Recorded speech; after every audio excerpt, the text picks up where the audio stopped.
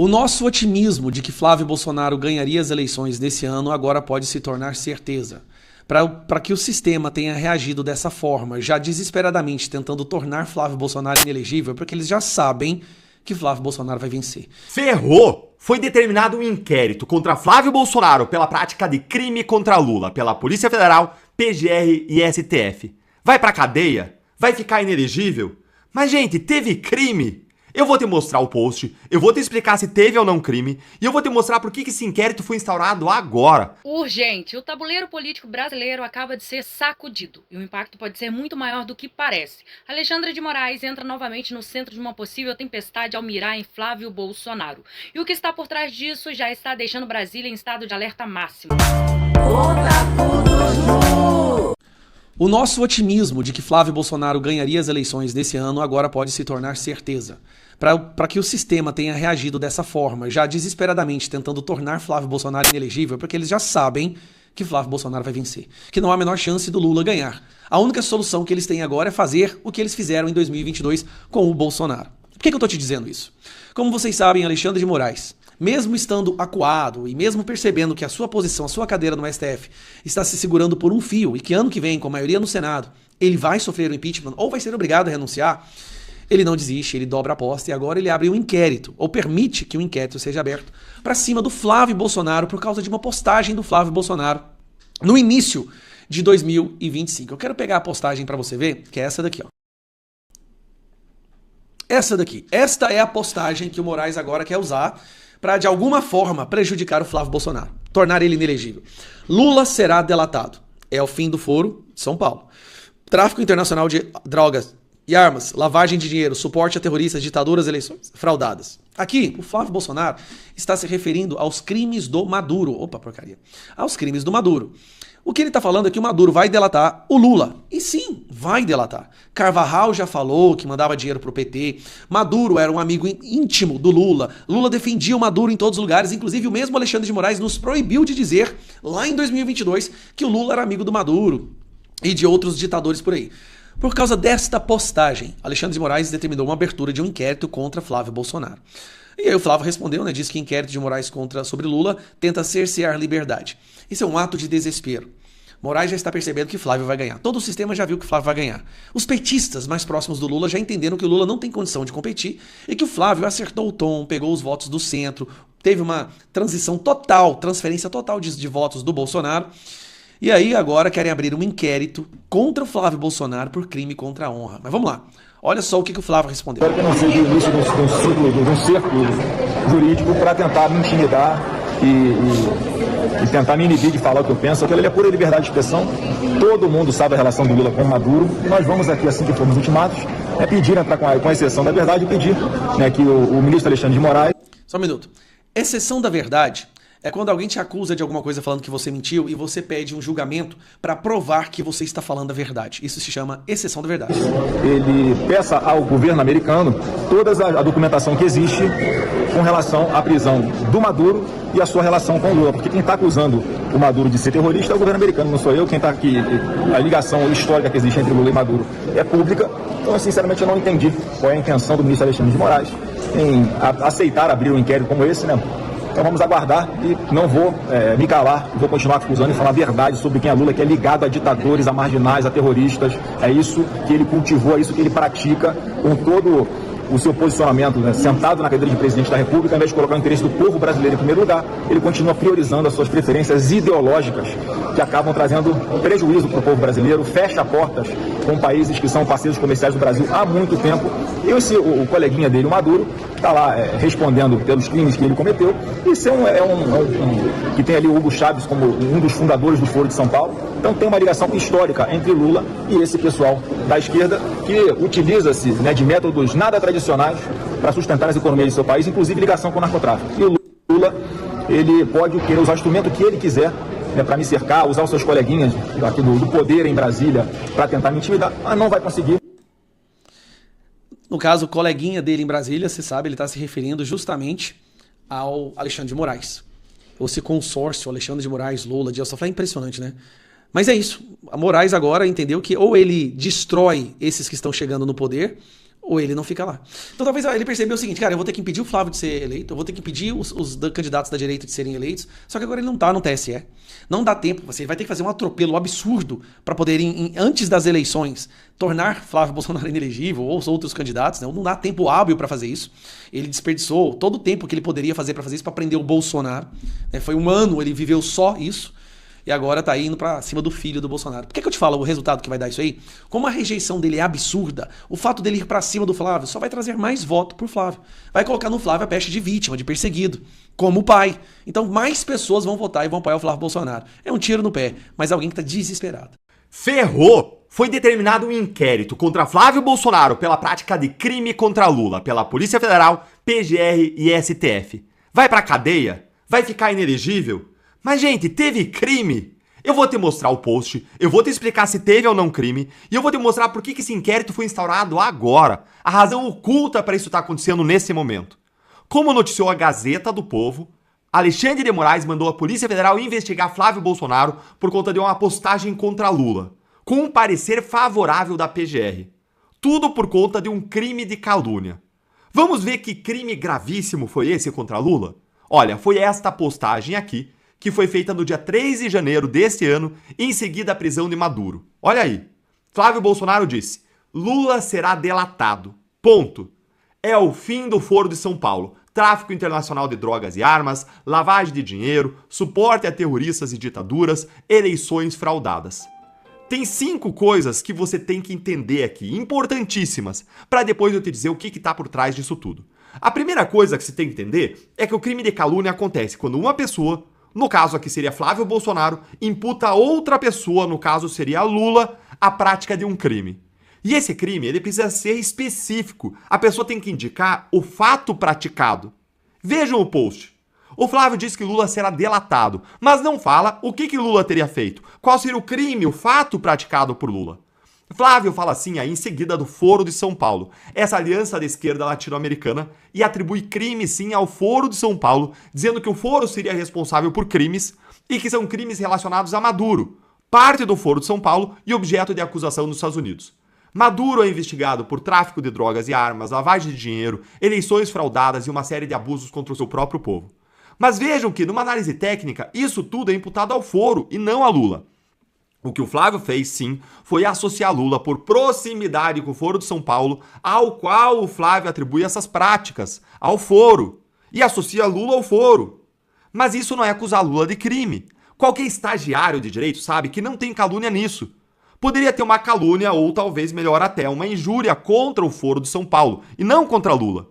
E injúria porque nem contra o Foro de São Paulo teve imputação de fatos específicos, mas sim genéricos. Então não tem calúnia e sim seria injúria. Flávio Bolsonaro basicamente chamou o Foro de São Paulo de uma entidade criminosa. E isso é injúria, isso é um xingamento, porque ele não fala de nenhum fato específico. A segunda coisa agora, vamos sair da técnica e vamos para uma análise mais profunda. A segunda coisa que você tem que entender é que quem tem imunidade parlamentar não pratica crime. Crime de palavra.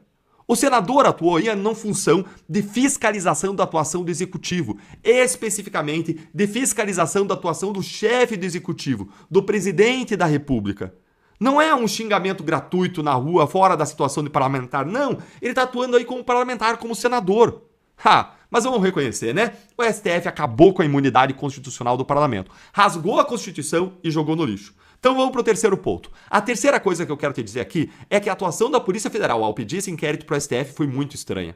Eu atuei 18 anos como procurador e isso aqui, gente, não é normal. Essa instauração de inquérito, a PF pedir para o STF, isso não é normal. Na Lava Jato, por exemplo, nós fomos xingados de tudo. Petistas cansaram de dizer que eu e o Moro seríamos delatados, blá, blá, blá, blá, blá. Chegaram até a nos chamar de criminosos.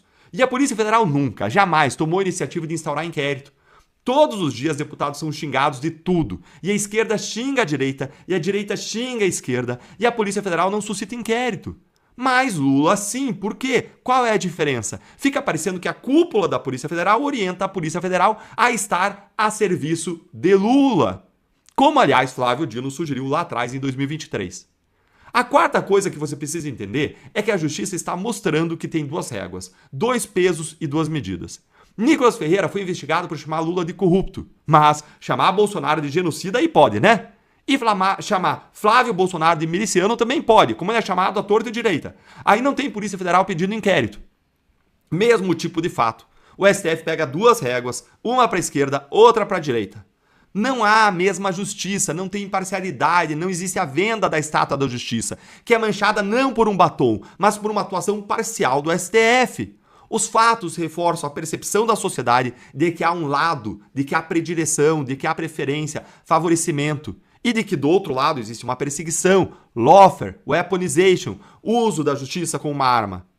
A quinta coisa, gente, que isso tudo revela uma baita hipocrisia. Na mesma semana, Gilmar Mendes disse no plenário do Supremo que o senador Alessandro Vieira protege milicianos.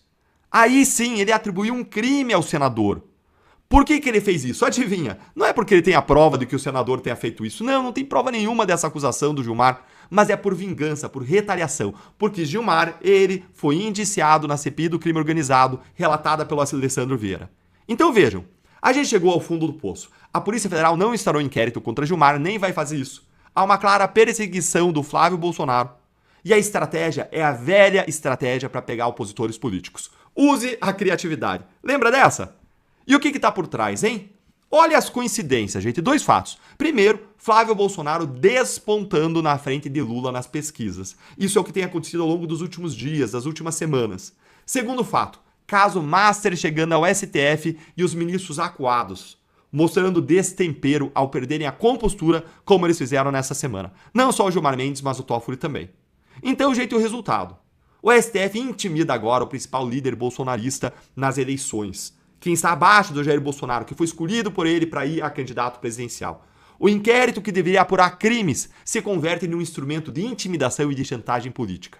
Querem colocar uma coleira no Flávio Bolsonaro. Essa é a verdade. Essa é a verdade. Porque se fosse para atuar tecnicamente, eles iam olhar aquilo e falar, não tem calúnia, arquive-se. Conta para mim agora nos comentários. Você acha que o Flávio praticou calúnia? Curta o vídeo para a voz da nossa indignação chegar mais longe, segue o canal e venha se tornar membro para apoiar o nosso trabalho de forma mais intensa. Olha, quem tá aqui não vai desistir do Brasil. Contem comigo. Um grande abraço e até o próximo vídeo. Senhor presidente Davi Alcolumbre, eu lembro da fala de Vossa Excelência, se não me engano ontem, chamando a atenção para que todos os poderes deveriam refletir e evitar ataques e excessivos mutuamente. Estão todos, parece, fora da caixinha. E eu quero aqui, em complemento ao que foi dito pelo senador Alessandro, pedir a atenção de Vossa Excelência, presidente Davi, porque nós já vimos esse filme antes. Foi dada uma autorização para o ministro Alexandre de Moraes cometer uma série de atrocidades, respeitar vários princípios da nossa democracia e, a pretexto de defender a democracia, ele atropelou diversos direitos e garantias individuais, coincidentemente, de parlamentares do espectro da direita. E, para minha surpresa, eu vejo mais uma vez pela imprensa que o ministro Alexandre de Moraes autorizou o início de um processo criminal contra mim, depois de uma PEC simples, coincidentemente distribuída para o ministro Alexandre de Moraes no Supremo Tribunal Federal, de uma postagem minha em uma rede social onde eu falo: Lula será delatado, por ocasião da prisão de Nicolás Maduro, seu grande amigo de longa data. Ele tem muito orgulho, inclusive, de estar sempre publicamente próximo e fazer gestos, inclusive financeiros, usando dinheiro do brasileiro com relação à Venezuela. Onde está a imunidade parlamentar? Onde está a liberdade de expressão? Uma petição simples de ser arquivada, porque não tem nenhuma base, nenhum fundamento, não está se tratando de ofensa a ninguém, está se tratando da opinião de um senador da República. Eu quero só fazer esse registro, presidente, porque está muito claro qual é a estratégia. Já que agora Alexandre de Moraes não está mais no TSE, ele vai querer desequilibrar as eleições lá do Supremo. Com esse inquérito aberto há 7 anos, esse malfadado inquérito das fake news que atrai tudo o que ele quiser e quem ele quiser, isso vai ser recorrentemente usado durante as eleições deste ano para tentar me impedir de expressar o meu ponto de vista e falar a verdade sobre, inclusive, ele. Então, eu queria só pedir a atenção de Vossa Excelência, porque, de fato, há um desequilíbrio entre os poderes. E é só o Senado Federal que tem condições de restabelecer esse equilíbrio, harmonia, para que possamos sonhar em ter uma democracia plena mais uma vez, presidente Davi. Só fica para reflexão, porque essa prática não dá mais para aceitar em outras eleições agora em 2026. Pela ordem, senhor presidente. Pela ordem, senhor presidente. Pela ordem, senador Magno Malta. Presidente, Fazer um esforço para ficar de pé aqui, senhor presidente. Ontem nós vivemos todo um imbróglio ocorrido no plenário do Supremo Tribunal Federal, enquanto a gente lia aqui o senador Alessandro, o relatório da CPI do crime organizado. Quero deixar claro para os ministros que eu não sou de Sergipe, o senador Alessandro não é meu candidato a senador. Quero dar essa claridade para dizer que eu escrevi uma carta para Vossa Excelência, pedindo a Vossa Excelência na carta, como presidente do poder, que Vossa Excelência haja em favor do poder. Quando eles falam em respeito aos 3 poderes, isso não existe. Eles não respeitam esse poder. E no plenário o senhor Toffoli, um homem limpo, que não está de fralda suja, um homem decente, que não tem um cassino, um homem decente, que não é um contraventor, que foi afastado de uma investigação de que, como ministro guardião da Constituição, ele comete crime e foi afastado. Aí ele levanta a voz dele como se tivesse Limpinho da Silva. Limpinho da Silva, ele não tem nada e também não é nada. E aí ameaça de inviabilizar ou até mesmo de impeachment, até mesmo de tirar o mandato do senador Alessandro. Se fosse do PT, do PSOL, eu estaria fazendo a mesma fala aqui.